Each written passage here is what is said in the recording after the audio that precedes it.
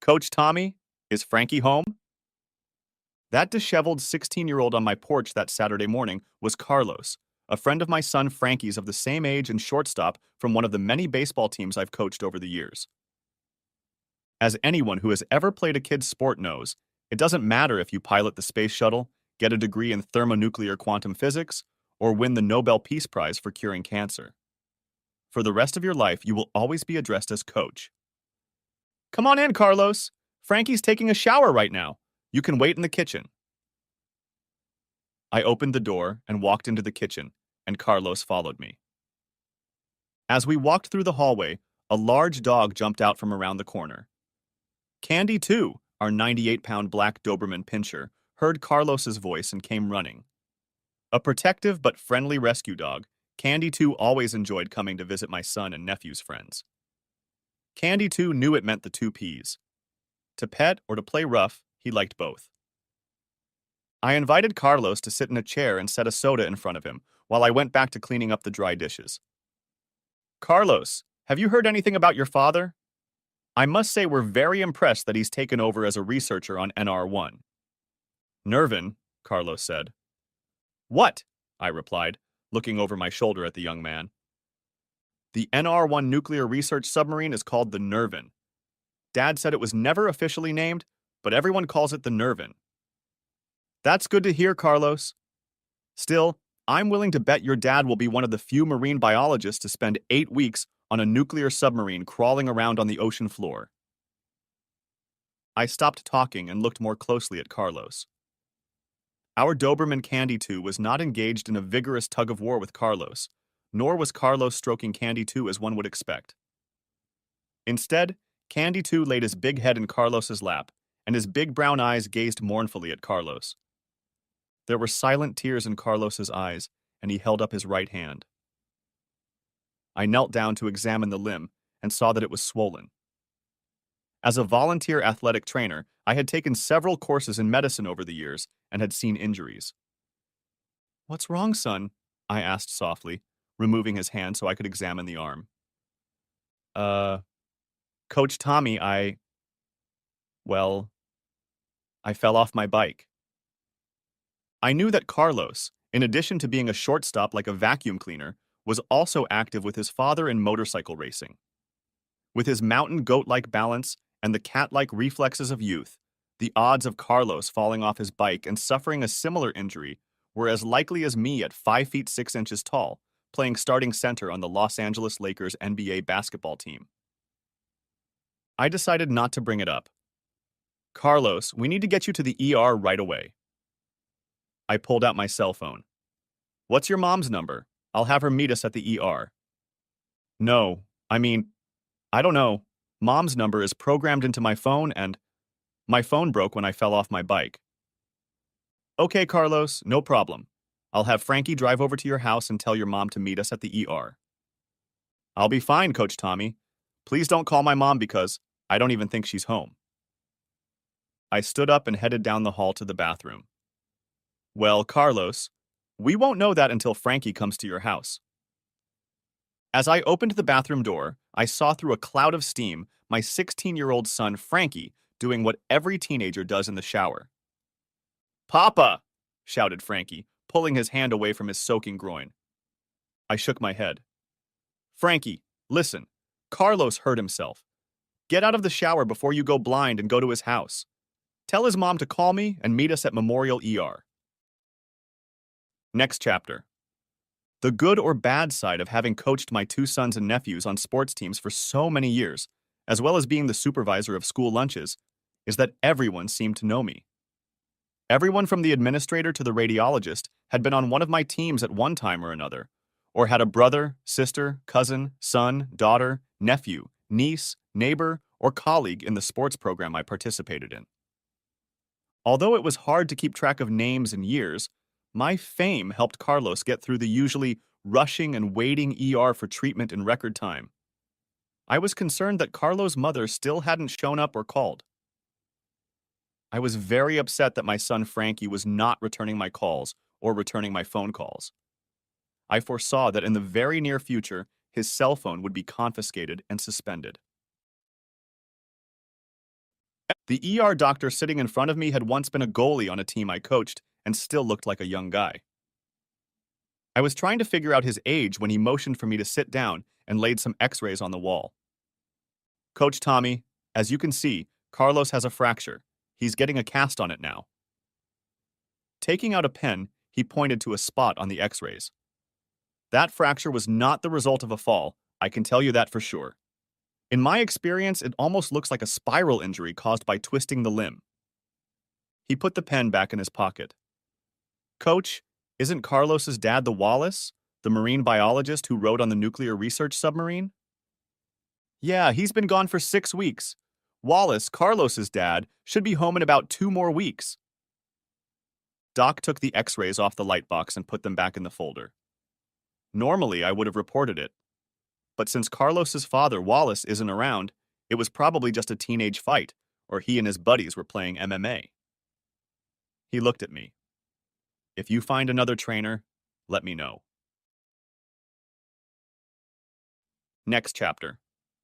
Back home, I put Carlos to bed in my oldest son's room. Both my oldest son and my nephew were in college. The painkillers given to Carlos at the hospital made it easy to put the sleepy boy down.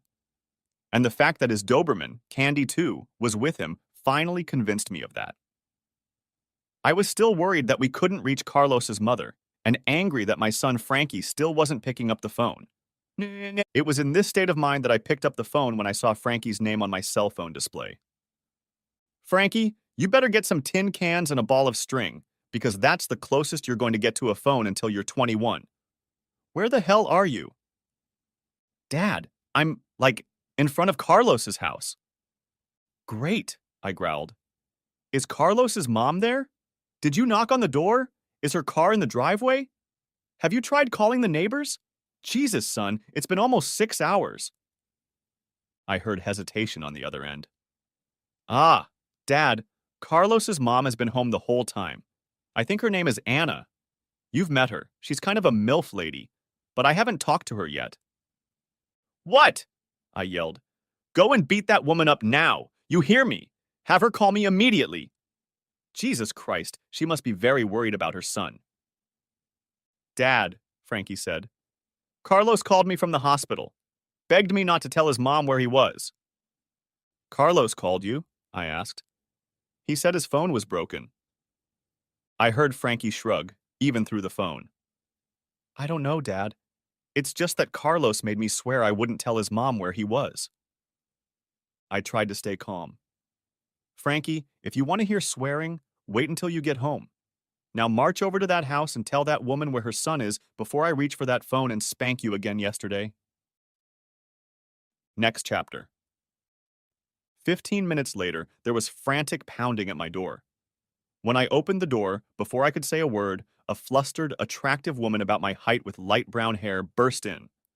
For a small woman, she was making a lot of noise. Oh my goodness, Tommy. I'm so glad you found Carlos. Is he all right? Where's my boy?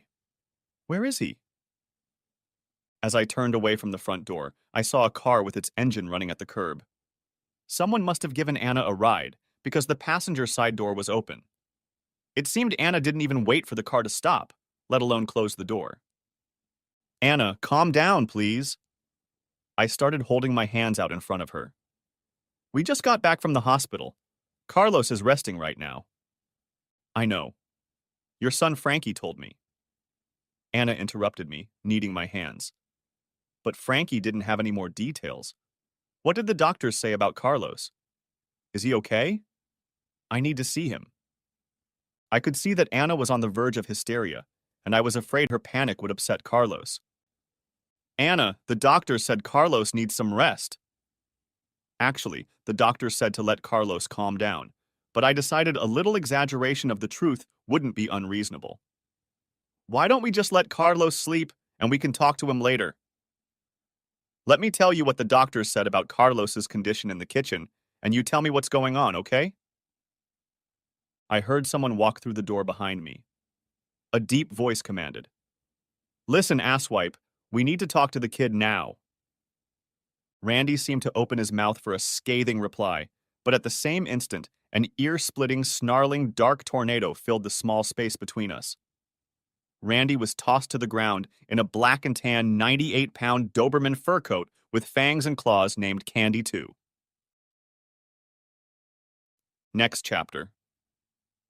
Anna stood there, eyes wide with shock, afraid to even move as she watched the carnage. Out! An authoritative female voice bellowed. Candy 2 stopped his attack on Randy, sat up, but kept his eyes on him, grinning and displaying an impressive set of sharp fangs. The authoritative female voice belonged to my former sister-in-law, Lisa. The tall, attractive blonde with the scarred face had been housekeeper, cook, and mother to my brother and me, as well as our brood. At the moment, however, Lisa didn't look like a housekeeper. Perhaps it was the double-barreled shotgun she held in her hands, aiming it at Randy. Damn! Exclaimed Randy, raising his head and pointing at Lisa, and said to Anna, That bitch is just crazy! Lisa pulled the safeties off both triggers. That's right, Moose. Not only am I a crazy bitch, but I'm also a former con artist with a documented mental illness. Lisa headed toward me. Tommy, call the police and get in touch with your brother Vince. Let him know what's going on. When I pulled out my cell phone, Anna suddenly came to life. No, please, no police, please. Anna waved her arms. Tommy, Lisa, please, just let Randy go. I can explain everything. I shook my head. Anna, that flabby steroid moose. I pointed at Randy. Attacked me in my own house.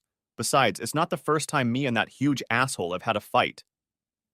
Anna grabbed my hand holding my cell phone. Tommy, please, don't do this for me or him, she pointed at Randy. Do it for my son Carlos. Just let Randy go, please.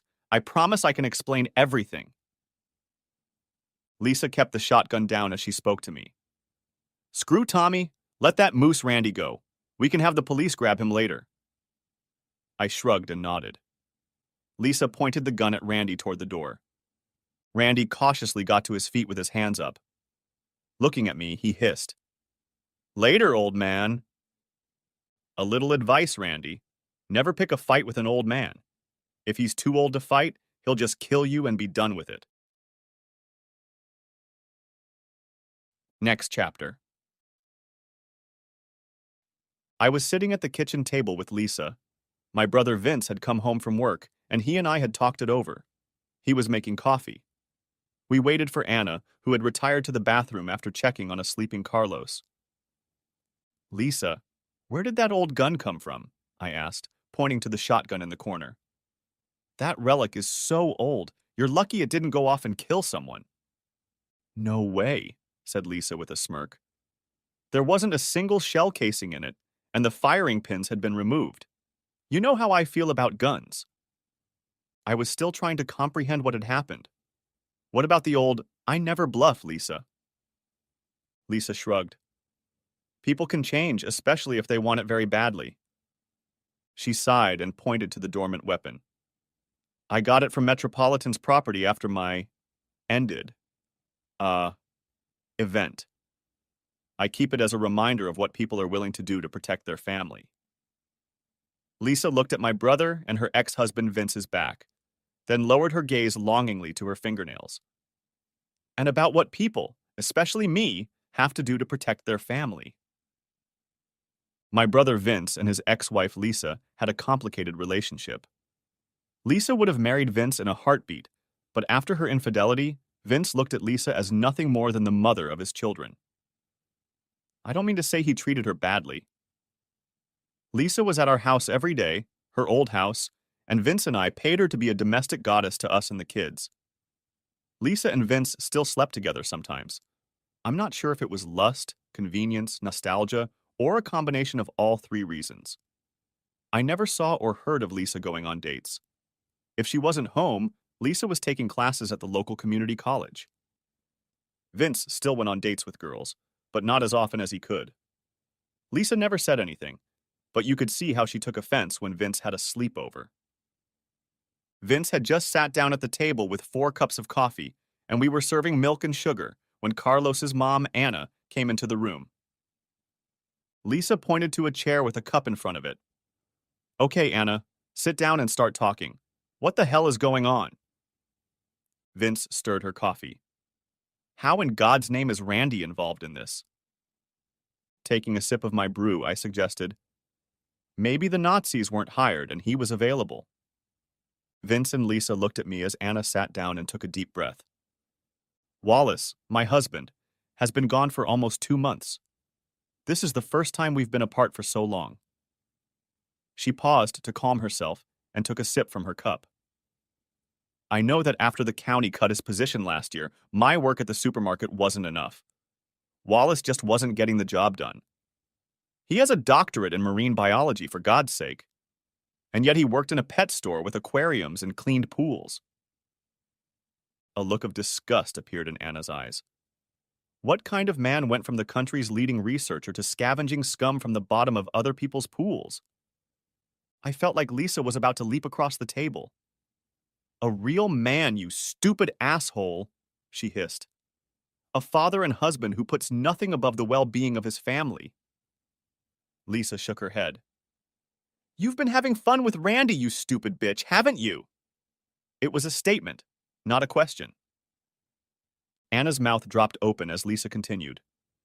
You were having fun with that worthless, useless, good-for-nothing Randy. Anna became defensive. At least Randy owns his own business. He should be doing well. Did you see that Mercedes CL he drove me here in? Vince set his coffee cup down before he spoke. Randy runs a lowly third-tier debt collection agency that has 4 phones and a rented back room of a warehouse on MLK Street. The Mercedes is a repo he hasn't turned in yet. Lisa and I stared at Vince, who lowered his eyes into his coffee cup in embarrassment. Well, kind of kept an eye on that asshole. Just to make sure he didn't bother you after, you know. Tears came to Lisa's eyes as she grabbed Vince's hand. Vince, that's so sweet. I never... Okay, I intervened. You two can get a room later. Pointing at Anna. I don't care about your buddies. What happened to Carlos? Anna bit her lip before answering. I was so lonely and Randy kept coming into the store, going through my line, complimenting me. He even bought me flowers once. That led to coffee, then drinks then. This afternoon we were together when Carlos came home unexpectedly. Now the table exploded. You had fun with that asshole in your own house? On your own bed? No, objected Anna. What do you take me for? We used Carlos's room. I nearly fell off my chair. Anna tried to back away. I was going to change the bedding, clean the room. I swear it was the first time, a moment of stupidity after too many glasses of wine at dinner. I'd never seen Vince and Lisa at a loss, but both were too stunned to speak. I felt like I was going to throw up. Randy said the cops are going to take my son Carlos and put him in social services. Arrest me for being a bad mother, jeopardizing the welfare of a child. Randy said Carlos's ego is just hurt, and we can talk to him when Carlos cools down. So that's it, muttered Vince. Self-preservation. It's all about you. Again, you were only thinking about how all this would affect you. Randy claimed we could keep it all a secret. Randy knew a guy who could get Carlos a used car, any aspiring race car driver's dream. Maybe set Carlos up with some babes who owed Randy for some debts. So you were going to bribe Carlos for his silence? I asked. More like Anna was getting paid for services rendered, commented Lisa. So Anna, that's the price you're charging? I was disgusted by this conversation and got up from the table. Anna, tell Randy that his wealth of medical experience needs updating. I grabbed a folder from the counter and tossed it on the table. Your buddy broke your son's arm. It's in a cast. Fortunately, he's young, and the arm will heal quickly, hopefully just in time for your next lovemaking session. Anna ran to the sink, pushing Lisa out of the way, and began to vomit. After vomiting, she rinsed her mouth, scooping water into the palm of her hand. Turning around, Anna supported herself before she spoke. I need to get Carlos home. Anna, that might not be the best option right now. Why don't we just let the boy rest? Suggested Vince. Anna straightened up. I'm Carlos's mother. I'll decide what's best for him. She seemed to deflate a little. Please. There was silence in the room, the tension so thick you could cut it with a knife. I'm not going home with you. All eyes turned to the voice. Carlos stood in the kitchen doorway, his hair sticking up and his fresh cast still gleaming white. Anna took a step toward Carlos, spreading her arms wide. Oh my God, baby, I'm so sorry. Let me look at... Carlos interrupted Anna with a voice cold as ice. Stay away from me. Anna froze. Oh, Carlos, you need to come home right away. I'll take care of you.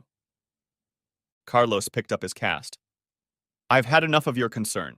Thank you very much. Anna tried again. Carlos, I just want you to come home so I can make sure you're okay. That's all I want. I saw Carlos roll his eyes. Well, Mom, I want the Lord Jesus Christ to knock the ball off the base in the final inning of Game 7 of the World Series. Looks like none of us are going to get what we want. Nay. Anna looked at the three adults in the room for support. I certainly wasn't going to support her. Anna turned to Carlos again and spoke in the authoritative tone every parent knows. Look, young man, this is non-negotiable. You're not staying here. You're coming home with me now. Carlos fumbled in his pocket with his one good hand and pulled out a cell phone. Opening the cell phone, Carlos showed Anna the keypad.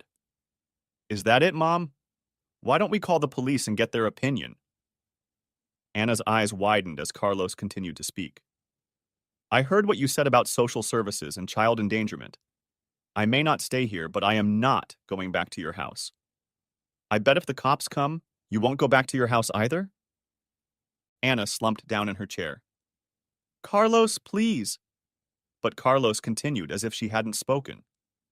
If the cops make me come home, I'll just run away and keep running. To Anna's rescue came my brother Vince. Look, Anna, Carlos, this is really hard to digest. Carlos, you can stay here tonight. It's summer, so you won't have any classes, and my son and nephew would love to stay the night with us. He turned to Carlos's mom, Anna. I'll make sure the boys don't spend all night playing Call of Duty 2 and go to bed at the proper time. Vince helped Anna up from her chair. Come on, Anna. I'll give you a ride home. Next chapter. Carlos stayed at our house for more than one night. A three-way argument had broken out in our family. Vince was leaning toward just calling the authorities and getting it over with. I wanted to wait until Carlos's father Wallace got home before calling the authorities. That way, Carlos would be in his father's care and not in the bureaucracy of social services. Lisa also wanted to wait until Wallace arrived from his trip. However, Lisa felt that they should let their family work it out. Lisa, who had been to prison, did not want to leave her other mother to fend for herself. In my opinion, Anna deserved to stay at the Gray Bar Hotel. Carlos refused to see or even talk to Anna. She called several times a day, and for the first few days she showed up at the house, even bringing Carlos's favorite foods. After a while, that stopped as Carlos would run out the back door at the sight of his mother's car. Anna's eyes filled with tears as she stood in our kitchen and watched Carlos's receding back from the back porch. Tommy, can't you pick him up? She set a large foil dish on the kitchen table. It's his favorite dessert. I shook my head. Anna, your son is not a cat that escaped from the house and can be lured back into the yard with catnip. Carlos is an emotionally disturbed teenager who, even with a cast, can run around like a damn deer. Even if I wanted to, which I don't. The only way to catch him and bring him back is to tranquilize him. Anna began calling several times a day, but Carlos refused to pick up. Lisa took most of those calls. One had to admire her patience, for they were always the same. Anna, Carlos won't come to the phone and I can't get him to, spoke Lisa, putting her ear to the phone. It's more than mistakes have been made, Anna. You'll have to tell your husband Wallace as soon as he gets home. It's not like you went to bed at night a loving wife and woke up in the morning a stupid cheater. Lisa rolled her eyes. I don't care what Randy said. I can't believe you're still socializing with that steroid bastard. Cut off all contact immediately if you have half a brain. I don't think Randy's suggestion to rock Wallace's world in bed before you tell him is going to help. Think above the belt buckle, Anna. There was a pause as Lisa made a grimace. There's no way you can keep this from your husband. There are three options. You tell him, Carlos tells him, or I tell him. Another lingering pause.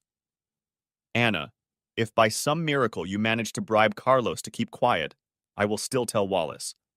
If there was any way to contact the submarine, I'd do it right now. Lisa switched the phone to the other ear and made a twirling sign with her finger. Anna, it's no secret that you dented your car, or Carlos got a C in math that can be kept from Wallace.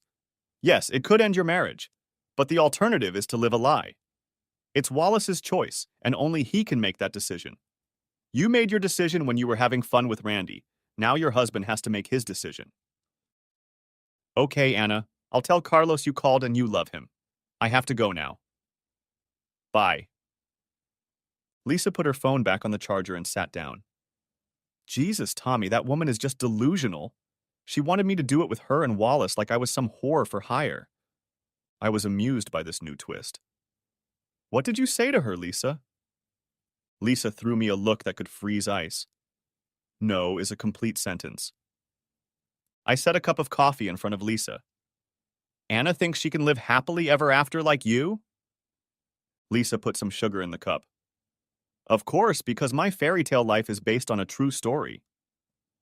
So, Lisa, matriarch of the family, what do you think will happen to Carlos's family? Lisa deepened into her coffee for a moment. A writer, Sugna, once wrote that a husband can be hurt by adultery and divorce, but children are often literally destroyed by it. Even without divorce, adultery can destroy them. What children get from cheating parents is a big dose of shame. Shame because half of them are that parent. Half of them are the betrayer. They can believe that the cheating parent not only didn't love the other parent, they didn't love themselves. I sat down across from Lisa. Do you think that's true for our offspring? Lisa looked sad. I hope it isn't. I'm just lucky that you and Vince have allowed me to be a constant presence in the children's lives. I pray I've been able to undo some of the damage I've done. I waved my hand. You've more than earned your time. I appreciate your concern for my boys after my ex-wife Brandy. You know. I hadn't seen or heard from my ex-wife Brandy since she left home, and I refused to give her money. My boys still kept in touch with her through Facebook. But Brandy was not a mother to them, more like an abstract relative. Lisa was the mother to them that they turned to. They called her Aunt Mom.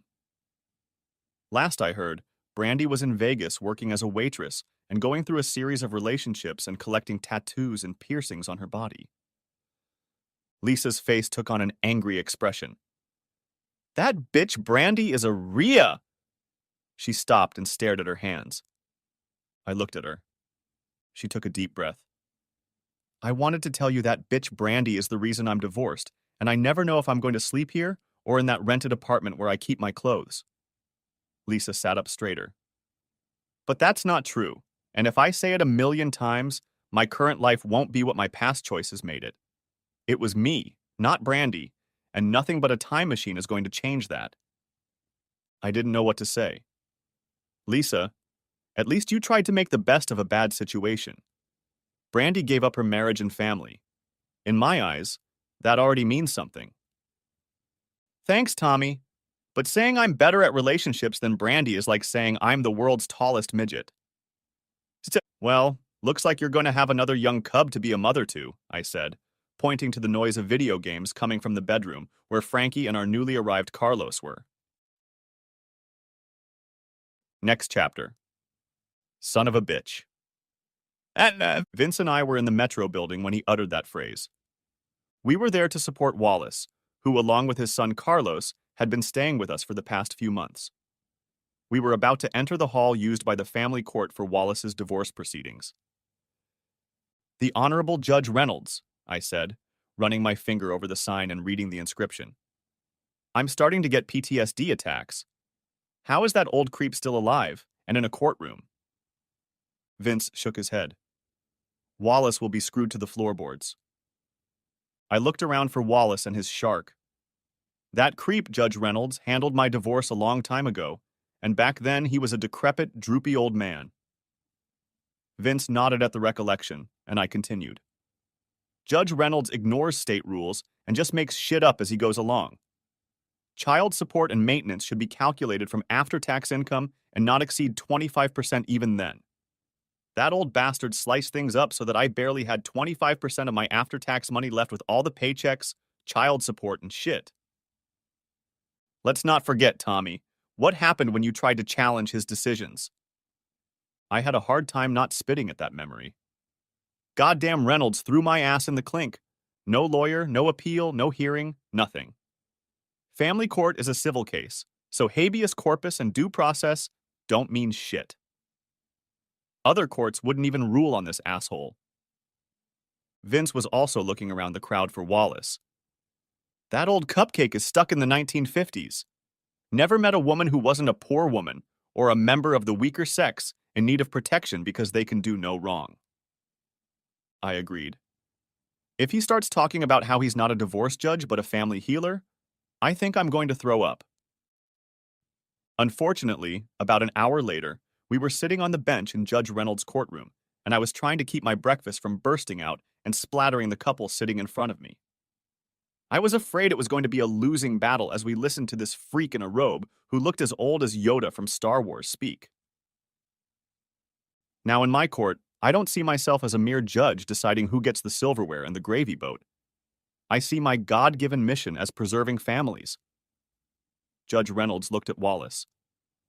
Young man, I have been on this case for a long time, and you have never provided me with sufficient grounds to dissolve this marriage. In my experience, marriage is like a garden, and you must tend to your wife, regardless of her circumstances and wanderings. I leaned over to Vince and whispered, I thought marriage was more like a deck of cards. At the beginning, you only need 2 hearts and a tambourine, and by the end, you wish you had clubs and spades. Vince coughed to suppress a laugh as the judge continued his sermon. I see that your last income is not up to your potential. If you continue with this divorce proceeding, you will have to find a way to meet the financial obligations I am about to impose. Otherwise, you will enjoy the hospitality of my prison until you can find the means. We saw Judge Reynolds take off his glasses. But, young man, today is your lucky day, and I'm feeling generous. I am scheduling 6 months of marriage counseling, at least 3 times a week, with a counselor of your wife's choice. As the head of the household and traditional breadwinner, you will be responsible for the expenses. This should set you both on the right path. Wallace's attorney stood up. Your Honor, my client appreciates your concern and taking the time to tap into your wisdom and years of experience in repairing marital unions. However, he feels it would be a waste of the court's time to repair their relationship. We ask you to rule on those issues on which both parties have been unable to agree. Judge Wallace pointed at Anna. Is that what you want too? Anna's attorney jumped to his feet. No, Your Honor. My client wants her husband back and believes that with time and work, they can rekindle the romantic relationship and lost trust that inadvertently sprang up due to unfortunate misunderstandings. The judge put his glasses back on. That is all. I order 6 months of marriage counseling at least 3 times a week with a counselor of the wife's choice. The husband will be responsible for the cost, and the court will be informed weekly of the progress of the counseling. Any questions? Wallace spoke to his attorney in a whisper. The attorney shrugged and turned to the judge. Your Honor, my client accordingly refuses to attend or pay for any marriage counseling sessions. Judge Reynolds looked surprised.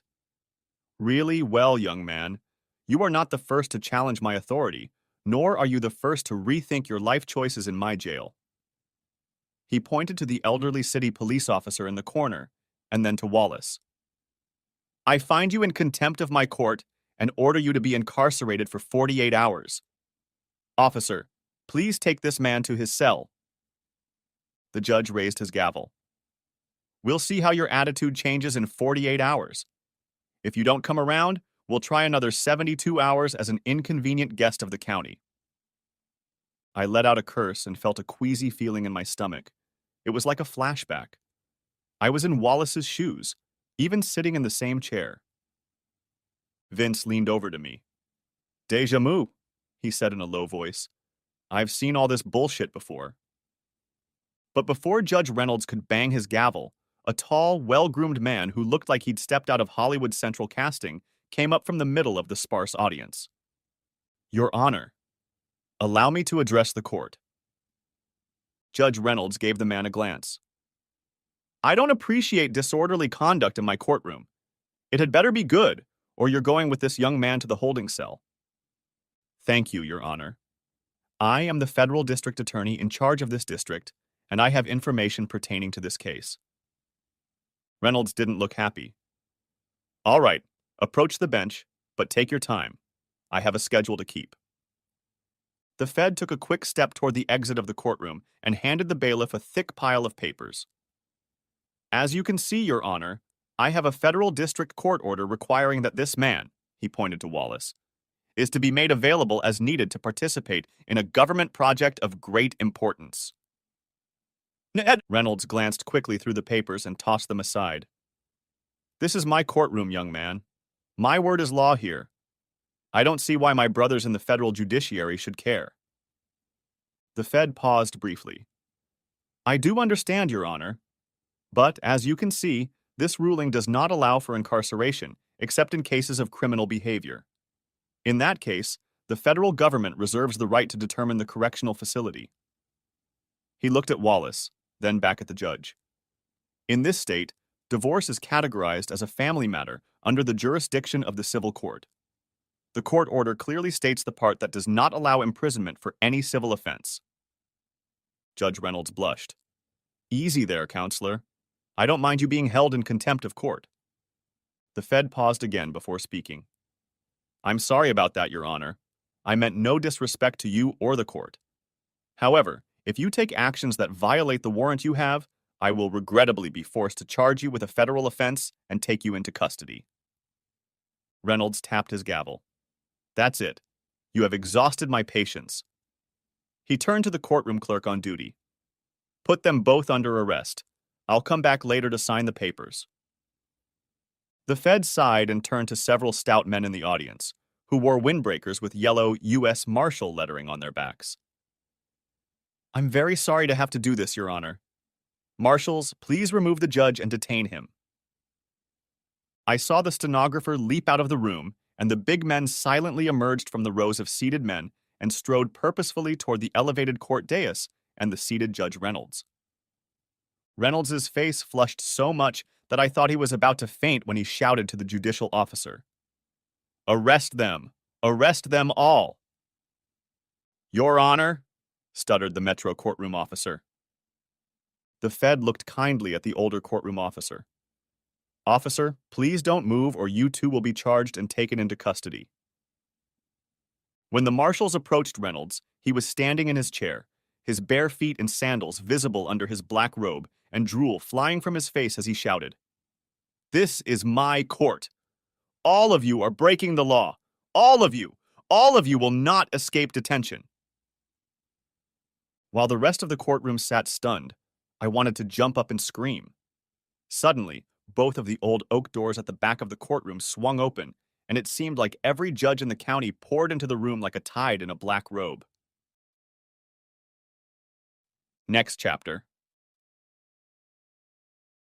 That morning, we were turned out by the bums.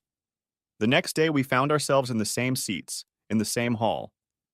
The only difference was that Lisa had joined us, and standing on the platform in a black robe was a young blonde girl who looked like she could have been my son's classmate. I had a slight hangover as an impromptu celebration had begun at the bar across from the courthouse yesterday. Most of the attorneys were buying drinks, and the court clerks, police officers, and attorneys were trying to outdo each other with the most outrageous stories about Judge Reynolds. My head was still reeling when Vince leaned over to us and spoke in a low voice so Lisa and I could hear him. One of the court clerks in the cafeteria said they had to pull that judge out of traffic court to handle family court. It seems family court is courtroom proctology for the judge. No wonder no judge has ever tried to throw Judge Reynolds off his throne. Traffic court? Asked Lisa, looking at the young judge. She doesn't look old enough to have a driver's license. The blonde female judge tapped her gavel, calling the room to order, and addressed the audience. Judge Reynolds retired yesterday after a long and distinguished career on the court. Laughter swept through the hall. The young judge grinned, recognizing the obvious. I'll take the case where he left off. We sat, dejected, while Anna and Wallace's attorneys chatted with the judge on the dais, out of earshot. As they retreated to their benches, I thought, let the games begin. The referee looked at both sides before he spoke. As always, it comes down to money. She shuffled some papers in front of her. I see that you both have roughly equal amounts in your retirement accounts after your husband withdrew last year. Wallace's attorney offered. That was to prevent the foreclosure of my client's home after his termination last year, Your Honor. The judge nodded without raising his eyes. Since both have roughly equal salaries and not much left in their bank accounts, there will be no alimony from either party. She looked at Anna. I understand you are claiming that your husband is hiding funds? Anna's attorney stood up. Yes, Your Honor. Several months ago, the husband made a favorable contact with the U.S. government. That money is supposed to be part of the marital estate. That's not true, Your Honor, objected Wallace's attorney. My client was subcontracted to a foreign company that required him to open a bank account in this country in order to transfer funds into it upon completion of the contract. The young judge made a hand motion for the lawyer to speed up. Wallace's attorney handed some papers to the bailiff to give to the judge. As you can see, under current law, income earned outside the country is not taxable or reportable until it is brought to these shores. The judge furrowed her eyebrows. I thought that only applied to corporations. Yes, Your Honor, it does. As you can see, my client has a corporation in the same country as required for his contacts. Anna's attorney jumped to his feet. Your Honor, this is an obvious attempt by my husband to withhold funds owed to my client, not to mention the tax man.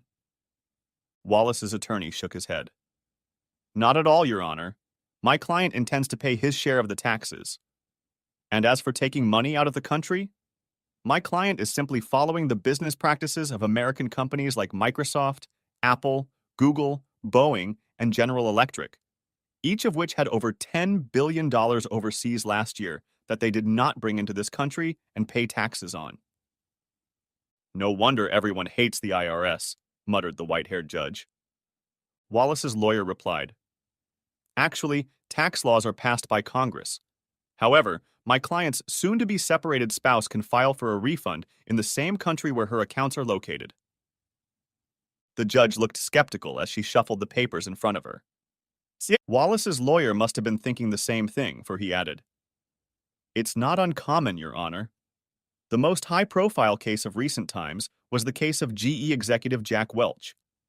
It was ruled that the funds Mr. Welch had in GE, which have yet to be removed to the United States for taxation, were not part of the couple's assets that could be distributed by the American court system. Anna stood up. That money was supposed to go to pay the bank for our house, she shouted. It's not fair. The judge merely shrugged. Please ask your client to sit down. She then turned to Anna. If you think the tax laws are unfair, you can always write your congressman. The judge glanced at her notes. That brings us to the next problem, the house.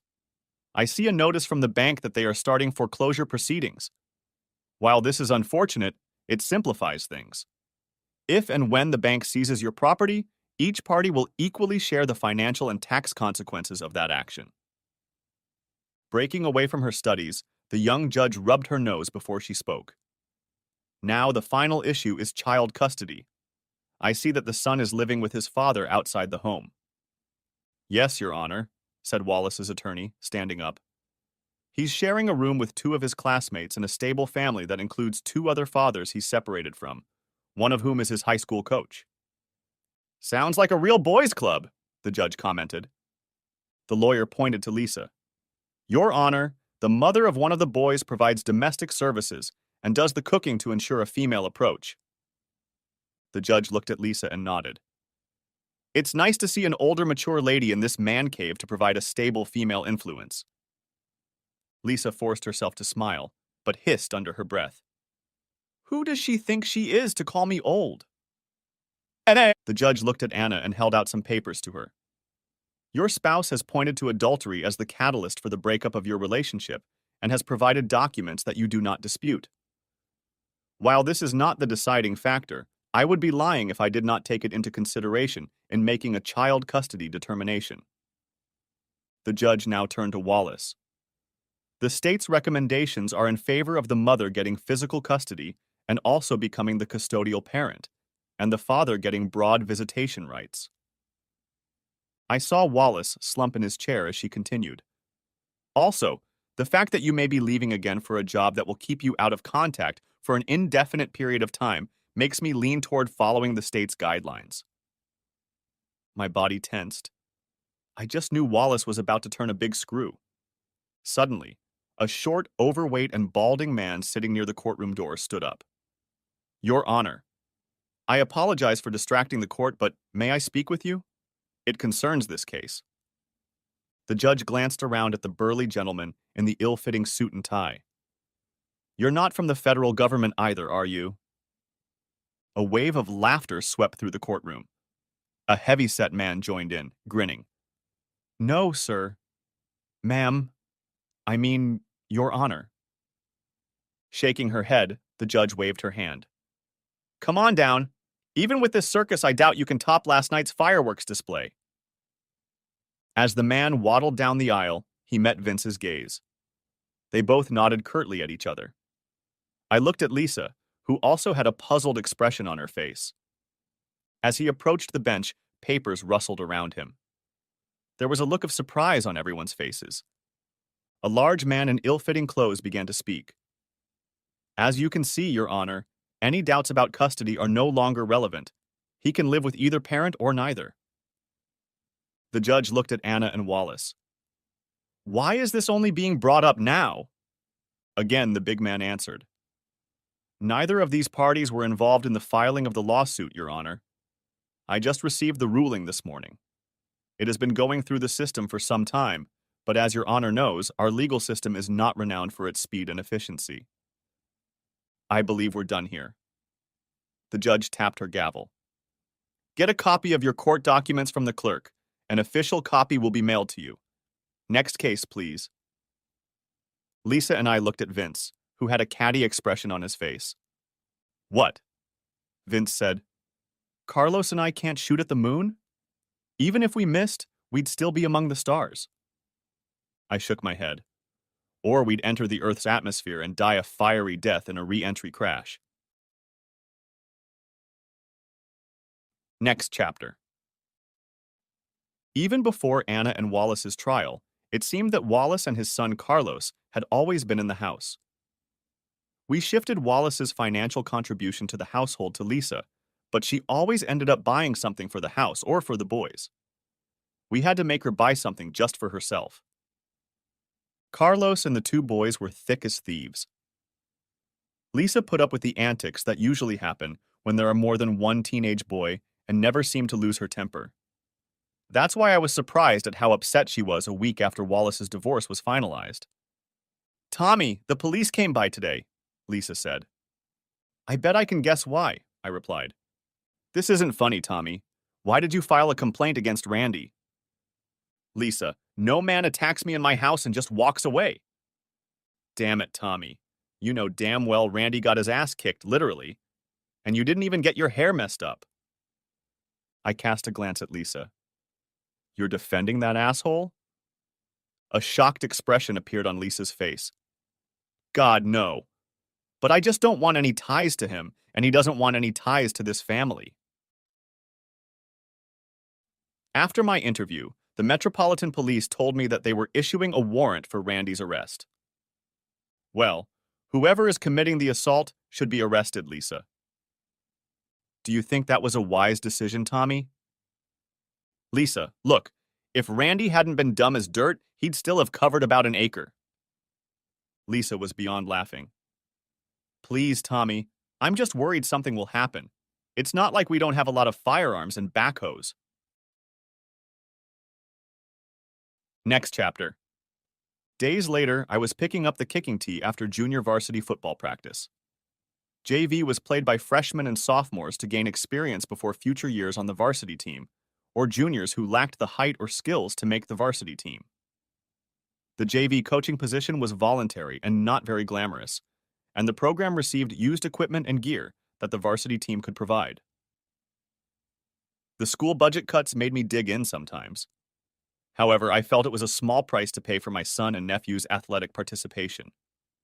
I was so engrossed in my task that I didn't notice the man's presence until I heard the sound of cracking knuckles. To say I was surprised to see Randy's huge figure in front of me would be an understatement. "It's payback time, you little asshole," said Randy, waving his arms. "I'm going to have to leave town." I looked around. The locker room was on the other side of the field, and Randy was standing between me and the locker room. He lunged at me, moving fast for a man of his build. Luckily, I was wearing cleats, and I was able to dodge Randy's grip as he slipped on the turf. I raced to the nearest sideline, and Randy chased after me. As I reached the pile of equipment, I heard his heavy breathing behind me as I frantically rummaged through a large mesh bag. Now, professional NFL quarterbacks can throw a football at speeds up to 50 miles per hour. I certainly wasn't an NFL quarterback, but I had a strong arm capable of spinning the ball into one hell of a spiral. The first ball I threw hit Randy right in the face. Randy may have been dumb, but he was tough. I soon ran out of football balls, but Randy shook his head and got up off the ground. "Is that the best you got, asshole?" And he lunged at me again, arms outstretched. Years ago, one of my teammates gave me an old school whistle. It wasn't some shiny plastic squelch, but a heavy piece of polished chrome plated steel with a long, sturdy leather strap. This heavy relic could be heard 3 football fields away. I looped the tight whistle on the strap in an arc and brought the projectile down on Randy's other arm. Staying out of range, I danced around Randy, striking him with the whistle. But there was a thick layer of fat on his muscles. Even my best shots seemed to make only a grunting sound when they hit him. I'll admit I wasn't aiming my best. I fell to the ground. My head and arm hit the edge of the bench and everything went dark. Next chapter. I opened my eyes and saw my nephew's face a few inches from my face. "Hey, Frankie, your daddy's awake," he yelled in my ear. I saw my son stretched out in a hospital chair eating pudding. As I looked around, I saw a standard hospital room with various monitors hooked up to my body. In addition, there was a white cast on my left arm. A tray of hospital food stood on a mobile cart. There were still remnants of mystery meat on the plate, but everything else was gone. "Hey, Dad," said Frankie, dropping the spoon back into the empty pudding cup. "How are you feeling?" He looked at his cousin, then at the empty tray of food. "We thought you wouldn't want to eat when you woke up." My nephew nodded guiltily. "Yes, Uncle Tommy. They were going to throw the food away. Frankie and I didn't want it to go to waste." I could only shake my head.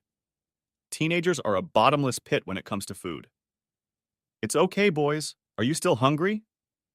An unnecessary question. Teenagers are always hungry. Both boys shook their heads. I looked at Frankie. "How did I get here?" I lifted my plaster wing. "What happened?" My nephew opened the iPad he and Frankie had bought with their summer money, earned mowing lawns. "Frankie saw you fighting Godzilla and ran to the locker room for backup." He fiddled with the settings. "Let me show you." He moved a few display windows. My computer science teacher helped me transfer the security footage to my iPad. A wide shot of a football field appeared on the screen. You could make out the double doors to the locker room swinging open at about the same time Randy felled me. 24 young men ran out of them and rushed toward Randy and me. Frankie jumped on the edge of the bed. "That was amazing, Dad. You can't hear the sound, but we were all yelling Falcons and Coach Tommy at the top of our lungs." I didn't hear the sound, but Randy must have heard it, because on the screen, he jumped off my lying figure and tried to run away. Have you ever seen on National Geographic How a pack of cheetahs maul a water buffalo on the African plains? This video was similar, but without the editing.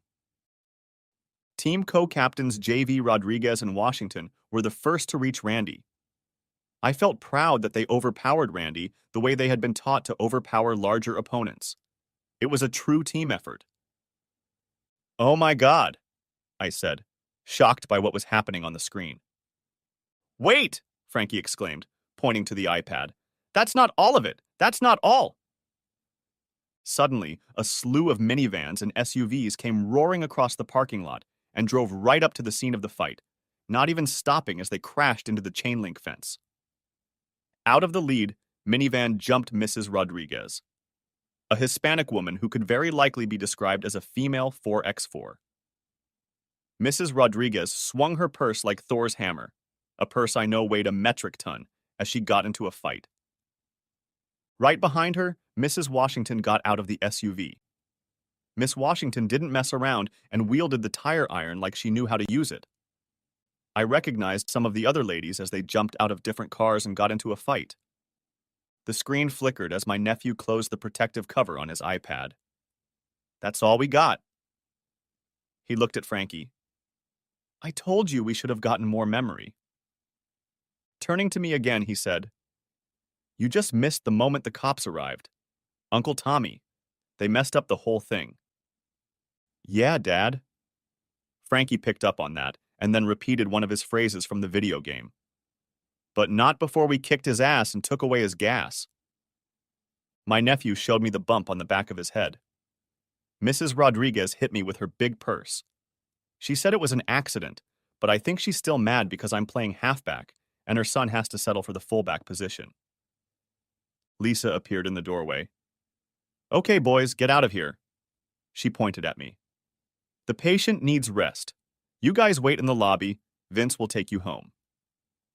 After a chorus of protests, the teens sullenly left the room. Lisa picked up her bag of clothes and tossed it on the bed.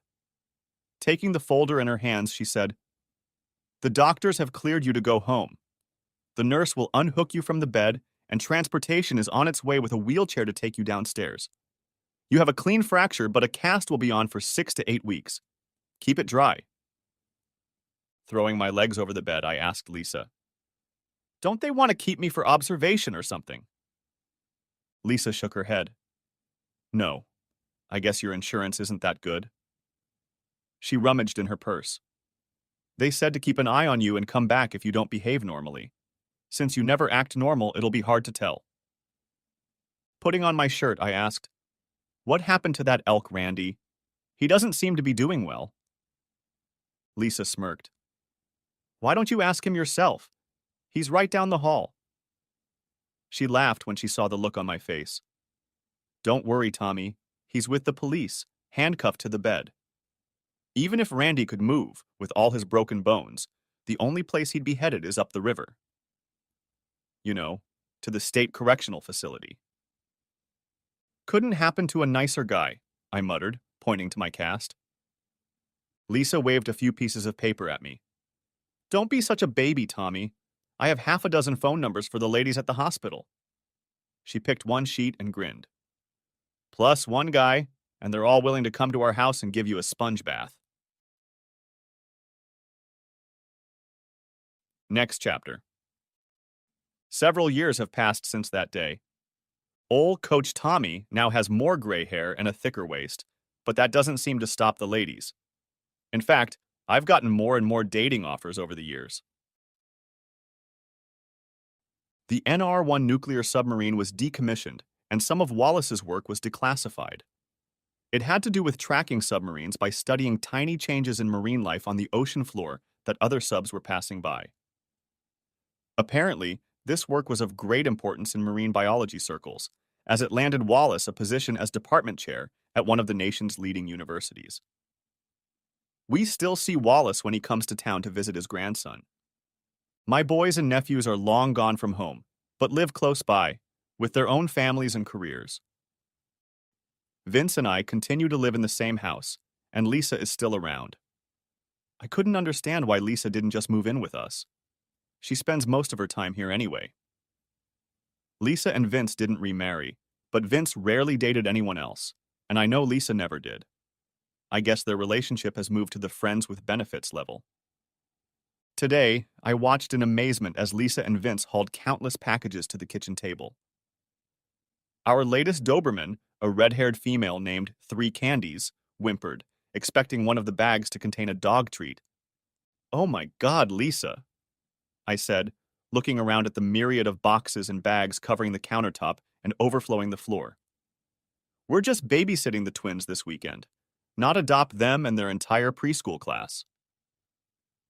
Vince threw his hands up in the universal male sign of surrender that all guys do when shopping with a woman. "Will you be quiet?" retorted Lisa. "Otherwise, I won't let Great Uncle Tommy teach the little ones how to hit a ball into a hoop." Vince and I groaned.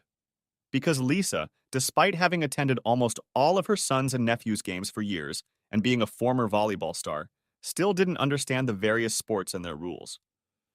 "Tommy, guess who I saw today?" said Lisa, breaking into my thoughts. "The Pope buying socks at Walmart?" I suggested. Lisa threw a box of baby wipes at me. "No, that was Anna, Carlos's mother. She wanted to see pictures from her grandson's baptism."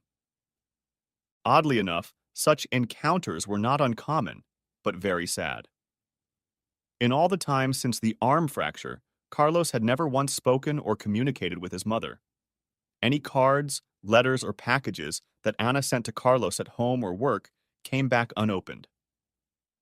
Any gift Anna bought for her grandson was immediately donated to a local hospital charity.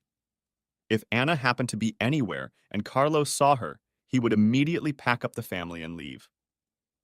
Anna only had to watch her only child and his family with her grandson from afar. "Yeah, Anna cornered me at the drugstore last week about that," I said, as I opened a box of dog cookies and made Try Candy repeat her tricks. "Anna decided that since I'm her grandson's godfather, I'd have more pictures." "Did she make you an offer you couldn't refuse?" asked Vince, repeating the old classic line from Marlon Brando movies. "Hardly," I said, shaking Try Candy's paw. "Anna always has that hunted, guilty look in her eyes. It's almost tragic." "I wonder what Carlos would have to do to let Mom back into his life," Lisa pondered. "Just holding her grandson in her arms would be heaven for Anna."